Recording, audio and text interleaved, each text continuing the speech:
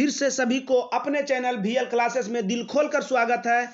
आज हम आपको जो बताने जा रहे हैं क्लास 10 का भारत में राष्ट्रवाद के लघु उत्तरीय और दीर्घ उत्तरीय क्वेश्चन NCERT के अनुसार आपको जो बताएंगे समझाएंगे वो एकदम अलग तरीका से अलग ढंग से समझाएंगे। आप सिर्फ हमारी बातों पर ध्यान दीजिएगा और स्क्रीन को देखिएगा। सबसे पहले आपको हम बता देते हैं, ये चैप्टर का नाम क्या बोले, भारत में राष्ट्रवाद। तो राष्ट्र के मतलब क्या होता है बाबू? राष्ट्र के मतलब होता है देश। राष्ट्र का शाब्दिक अर्थ क्या है? देश। समझ रहे हैं?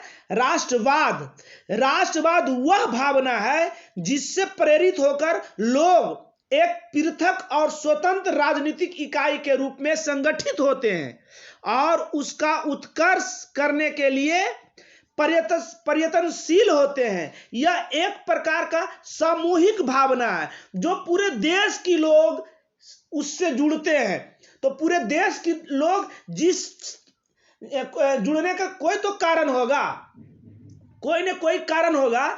तो इसमें इस चैप्टर में आपको यह कारण बता देंगे कि इस चैप्टर में जो हमारा देश अंग्रेजों के गुलामी में जो जकड़े हुए थे, चंगुल में फंसे हुए थे, उससे लड़ने के लिए, उस गुलामी को खत्म करने के लिए सभी लोग एकत्रित हुए। राष्ट्रवाद, सभी के अंदर राष्ट्रवाद की भावना उत्पन्न हुई, तब आखिरकार हमारा देश आजाद हुआ। तो आजाद हुआ उसमें हमारे बहुत से चीज जो है अपने देश में जो लागू हुआ जो है, वो बहुत आदमी, बहुत लोग, बहुत स्टूडेंट इसको नहीं जानते हैं, छोटी छोटी चीज। तो सबसे पहले हम आपको इसके लिए छोटी छोटी चीज बता देते हैं। भारत का राष्ट्रगान जो है रविंद्रनाथ ठाकुर के द्वारा, टैगोर, कहीं ठाकुर कहीं टैगोर रहता, दोनों सेम है। ठाकुर के द्वारा जनगण मन है। राष्ट्रगान मेरा क्या है? जनगण मन, जो रविंद्रनाथ ठाकुर के द्वारा लिखे गए हैं। ये 24 जनवरी 1950 को राष्ट्रगान के रूप में अपनाया गया। सबसे पहले इसको 29 दिसंबर 1991 ईस्वी, 29 दिसंबर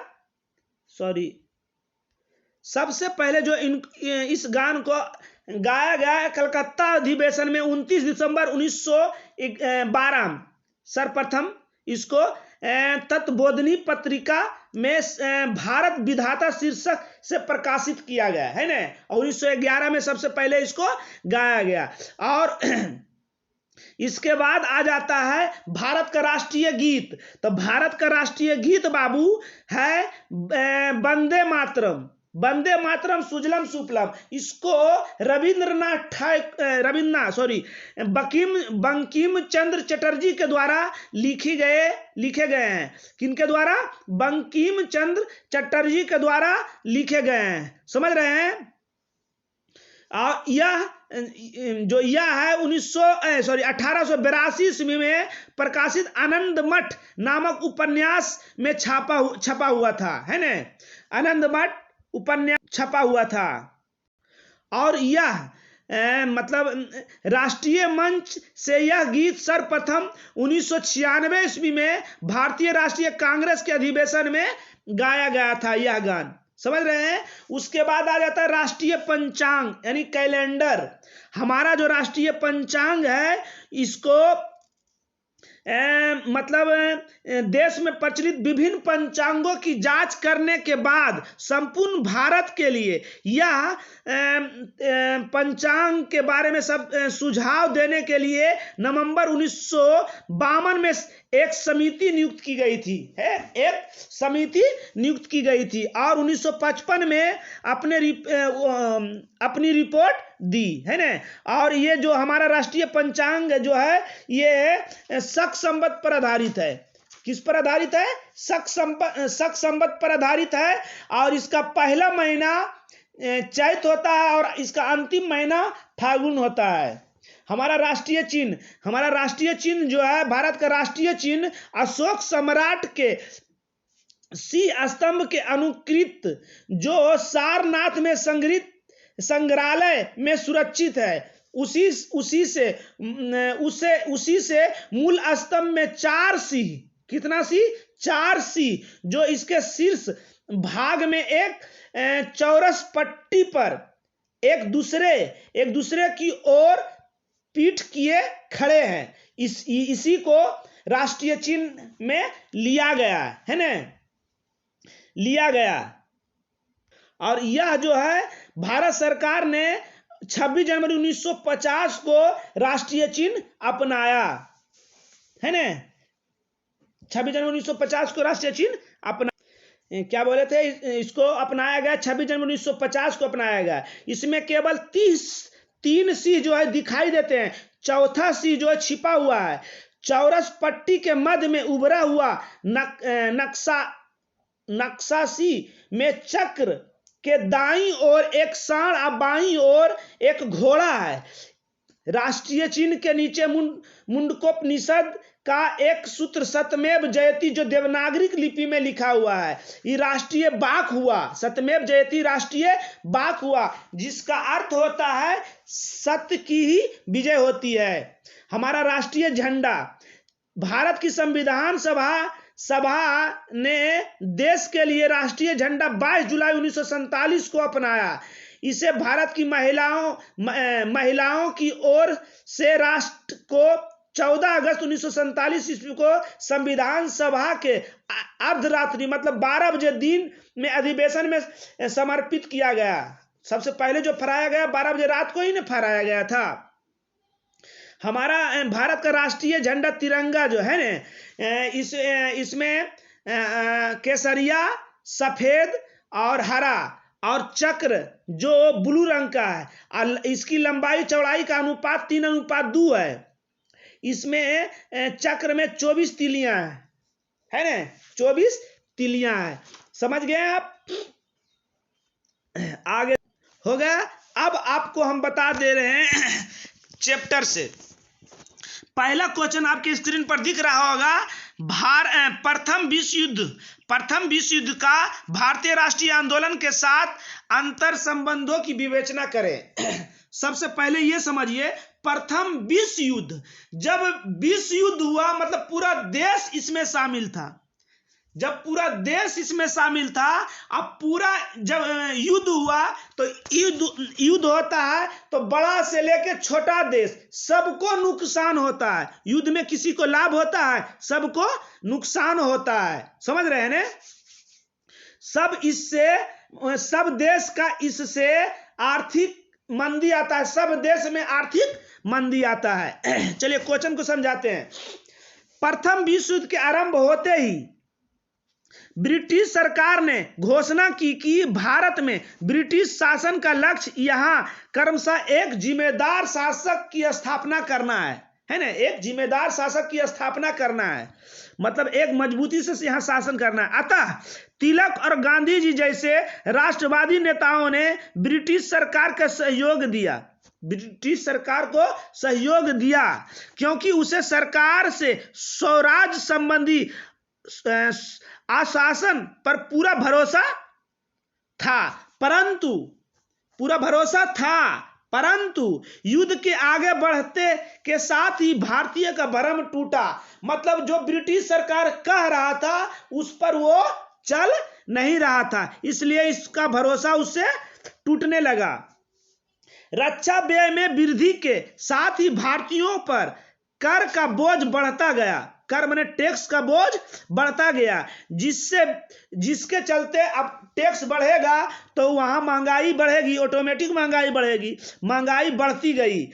इसी बीच 1916 में कांग्रेस के दोनों दल, गरम दल, कांग्रेस दो भाग में बट गया। 1905-6 में दो भाग में बट गया। तो 1916 में दोनों दल, गरम दल और नरम दल एक हो गए, दोनों एक हो गए। और साथ ही कांग्रेस और मुस्लिम लीग के बीच भी राजनीतिक आंदोलनों को चलाने को लेकर समझौता हुआ। और जब समझौता हुआ तो अब मतलब जो कह रहे थे अंग्रेज, जो कहा क्या वो मुकर रहे थे, तो फिर ये लोग आंदोलन छेड़ दिया, उसके खिलाफ में आवाज उठाने लगा। आगे देखिए, अगला चैप्टर है असहयोग आंदोलन।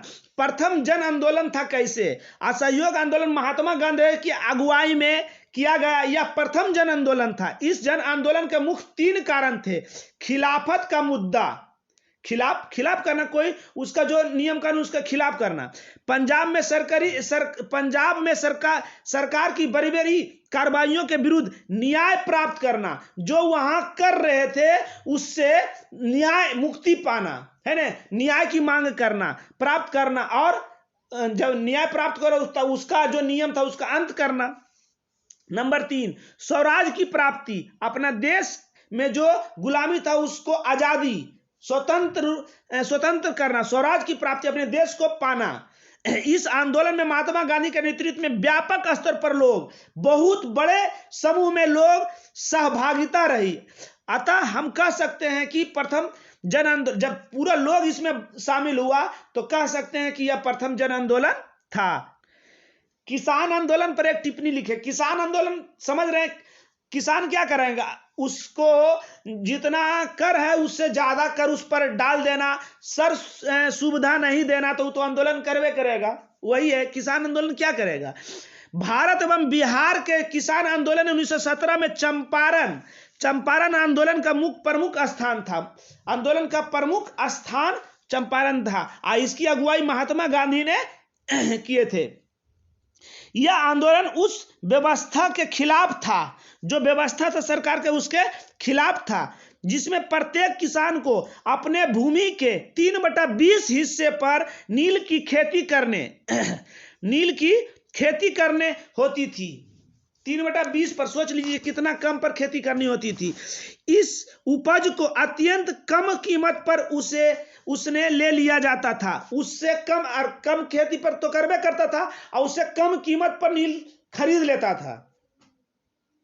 व्यापार के, और अगर खरीद लिया उससे खरीद ले जाता था। अगर व्यापार को घाटा पहुंचता, खरीद लेता था, जितना कम में खरीदबो करता था, और उसके बाद भी अगर घाटा पहुंचा उसको, तो किसान से वसूल किया जाता था। किसान से घाटा लगता था उसको, मगर किसान से वसूलता था। लगान भी बढ़ा देती थी। चंपारण के राजकुमार शुक्ल ने 1916 के लखनऊ अधिवेशन में किसानों की परेशानी को अवगत कराते हुए, मतलब किसानों की परेशानी को सबको बताते हुए महात्मा गांधी को चंपारण आने को कहा। गांधी जी ने चंपारण में सत्याग्रह चलकर किसानों को राहत पहुंचाई, और आकर यहां सत्याग्रह करके वहां उनको राहत पहुंचाई। इसके अतिरिक्त 1922 में मुंगेर में शाह मोहम्मद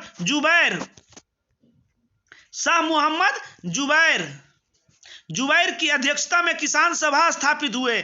4 मार्च 1928 में बिहटा जिला पटना में स्वामी सहजानंद सरस्वती ने किसान सभा की स्थापना की। नवंबर 1929 में सोनपुर मेला में ही स्वामी सहजानंद की अध्यक्षता में प्रांतीय किसान सभा की स्थापना की गई। श्री कृष्ण सिंह इसके सचिव बने, जो बना सोनपुर में, उनके सचिव श्री कृष्ण सिंह ने बना। इस प्रकार बिहार में भी किसान को संगठित के कई प्रयास किए गए। अगला क्वेश्चन है, स्वराज पार्टी की स्थापना एवं उद्देश्य की विवेचना करें। स्वराज मतलब अपना देश कुछ एक संगठन किए, एक कहानी बनाए, मतलब एक ऐसा संगठन, एक ऐसा किताब बना जिसमें स्वराज की बात लिखी हुई थी, स्वराज की बात कही हुई थी, अपना देश की बात कही हुई थी।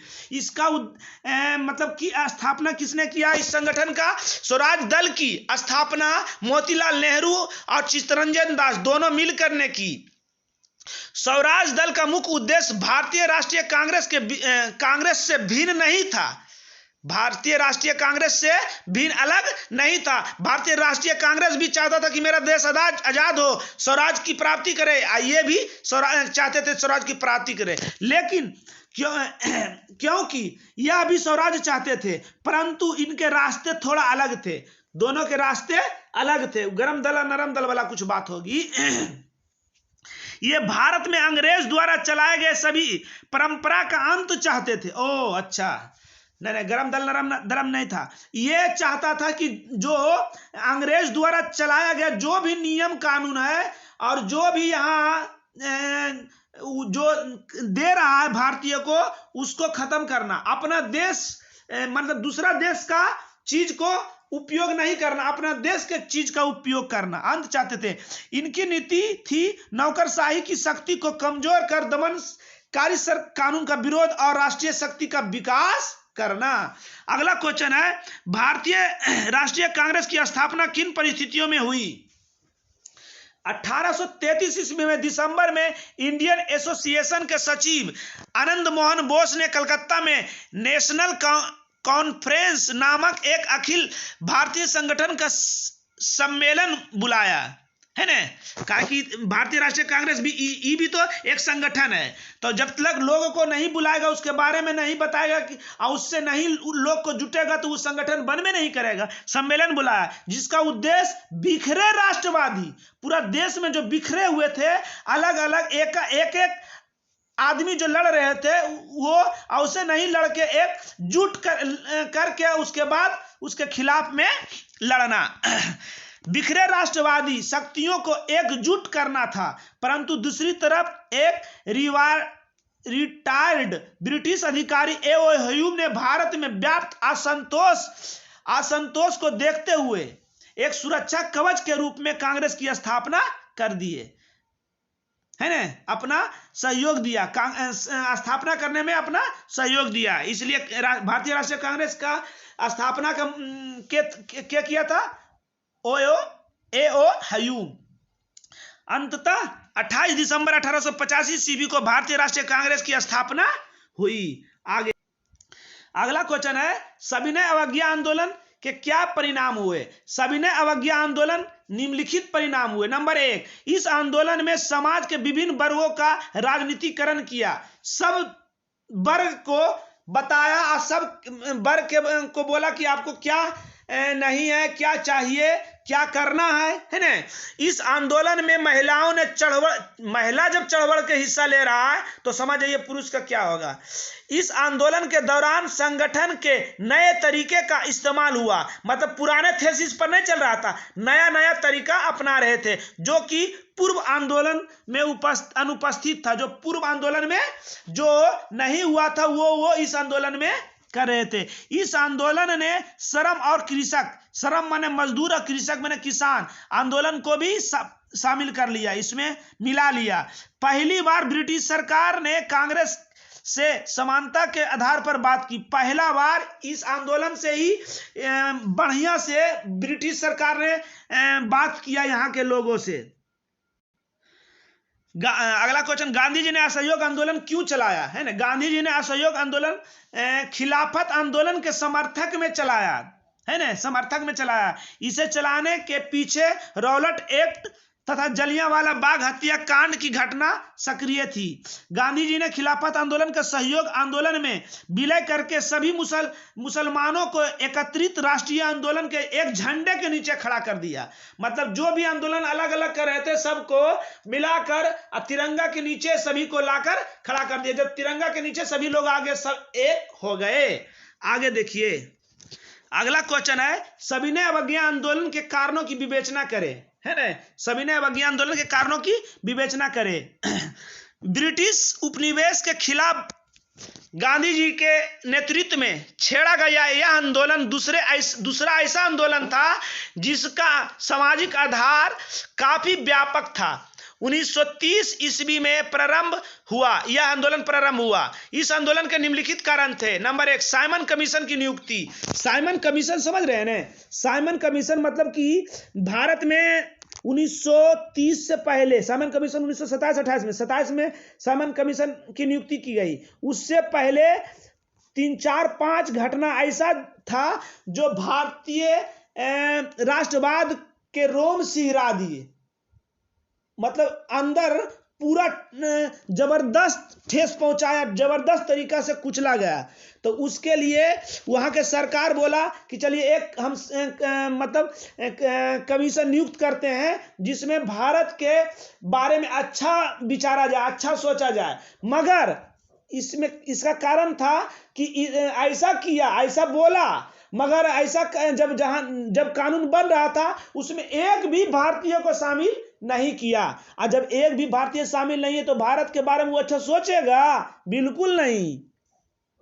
1919 में रॉलेट एक्ट पारित करते समय सरकार ने घोषणा की थी कि 10 वर्षों के पश्चात पुनः सुधारकों की समीक्षा होगी। मतलब एक नियम, जैसे अभी 10 वर्ष में, हर एक 10 वर्ष में जनसंख्या गिनती होता है ना, उसी प्रकार वो नियम बना दिया था कि जो भी नियम है 10 वर्ष तक ये चलेगा। परंतु समय के से पूर्व ही नवंबर 1927 में साइमन कमीशन की नियुक्ति हुई। समय से पहले 10 वर्ष तक बोला, मगर समय से पहले ही साइमन कमीशन की नियुक्ति हो गई जिसमें एक भी भारतीय शामिल नहीं थे। फलतः भारतीयों ने इसका जबरदस्त विरोध किया। नेहरू रिपोर्ट। साइमन कमीशन के बहिष्कार के समय भारत के सचिव भारतीय को एक ऐसा संविधान निर्माण की चुनौती दी जो सभी दल एक गुटों को समान हो, एक गुट सभी को समान हो। मतलब कि संविधान में एक ऐसा कानून बनाए जो सभी को समान हो। मोतीलाल नेहरू की अध्यक्षता में यह समिति बनाया गया जो ब्रिटिश सरकार से डोमिनियन स्टेट की दर्जा देने की मांग की। कांग्रेस डोमिनियन मतलब कि अपना देश, अपना स्टेट, अपना राज्य मांग की, जिससे कांग्रेस का एक वर्ग असहमत था, यद्यपि नेहरू रिपोर्ट स्वीकृत नहीं हो सका, लेकिन इसका असर बहुत व्यापक हुआ। मतलब जो भी नियम बना उसमें से सब खुश नहीं था। जब सब खुश नहीं था तो उसको खत्म कर दिया। विश्वव्यापी आर्थिक मंदी। विश्वव्यापी आर्थिक मंदी मतलब पूरा विश्व आर्थिक से जूझना, आर्थिक से तंगी आना, आर्थिक मंदी उत्पन्न होना। कैसे हुआ? 1929 से 30 ईस्वी की विश्व व्यापक आर्थिक मंदी का प्रभाव भारत की अर्थव्यवस्था पर काफी बुरा असर पड़ा, क्योंकि हमारा उस समय देश डगमगाया हुआ था, विश्व युद्ध की खत्म हुआ था, तो सब देश में आर्थिक मंदी था, तो यहाँ भी इसका असर बहुत बुरा पड़ा। मूल्यों का बेहतर वृद्धि हो गया। मतलब कि जब आर्थिक मंदी होगा तो कोई भी दाम में एकाएक पूरा जबरदस्त तरीके से वृद्धि होगा उसका मूल्य में। भारत का निर्यात कम हो गए, निर्यात जो है कम हो गए, कल कारखाना बंद हो गए, है नहीं, तो आर्थिक मंदी ऑटोमेटिक होबे करेगा। अगला, पूर्ण स्वराज की मांग।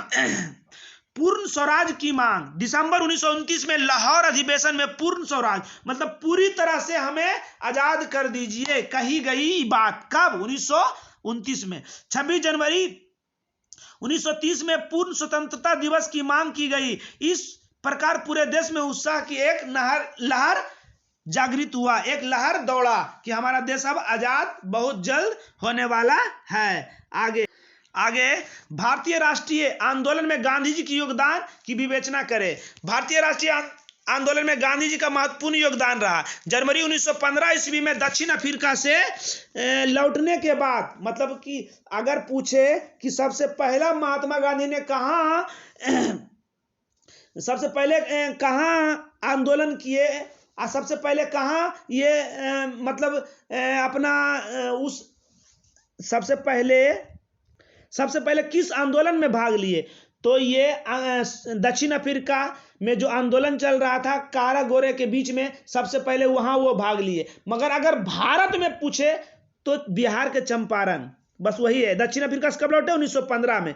लौटने के बाद अहमदाबाद में साबरमती की स्थापना की। 1919 ईस्वी से 1947 तक राष्ट्रीय आंदोलन में गांधी जी का सबसे बड़ी भूमिका रही।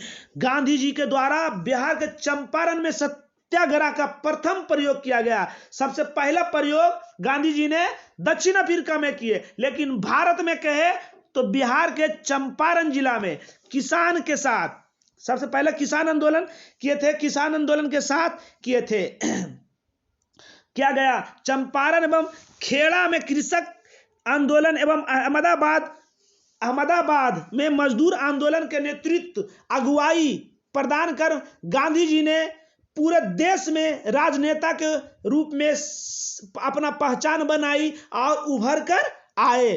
प्रथम विश्व युद्ध के अंतिम दौर में इन्होंने कांग्रेस, होम रूल एवं मुस्लिम लीग के नेताओं के साथ घनिष्ठ संबंध स्थापित किए। सबसे घनिष्ठ मित्र बने और रॉलेट एक्ट के विरोध में इन्होंने सत्याग्रह की शुरुआत की। रॉलेट एक्ट को महात्मा गांधी ने काला कानून कहे थे। महात्मा गांधी ने असहयोग आंदोलन 1920 से 21 ईस्वी तक चलाए, सविनय अवज्ञा आंदोलन 1930 में चलाए, भारत छोड़ो आंदोलन 1942 में चलाए और आखिरकार 15 अगस्त 1947 को भारत, ये भी लिखना यहाँ पर छूटा हुआ है, आखिरकार या अंततः 15 अगस्त 1947 को भारत को आजाद करवाए। यही गांधी जी का भूमिका। एक चीज और इसमें हम बता दे रहे हैं कि अंग्रेज जो भारत पर किस नारा के साथ शासन किया, फूट डालो और शासन करो, फूट डालो और शासन करो के साथ यहाँ शासन किए। रॉलेट एक्ट के बारे में पूछे तो यह लिखिए, ये बता दीजिएगा कि रॉलेट एक्ट के बारे में बोले तो कहिएगा कि महात्मा गांधी ने इसे काला कानून कहा था। काला कानून इसलिए कहा था क्योंकि अंग्रेज का यह कानून जो था बिना किसी को दंडित के बजाय, मतलब बिना कारण के उसको पकड़कर जेल में दे देना, जेल में डाल देना। निर्दोष आदमी को बिना शक के आधार पर उसको जेल में डाल देना, यही रॉलेट एक्ट था, है ना। इसके खिलाफ में गांधी जी ने बहुत बड़ा सत्याग्रह किए और इसे काला कानून भी कहे थे। चलिए आज का क्लास यही खत्म हुआ। जय हिंद।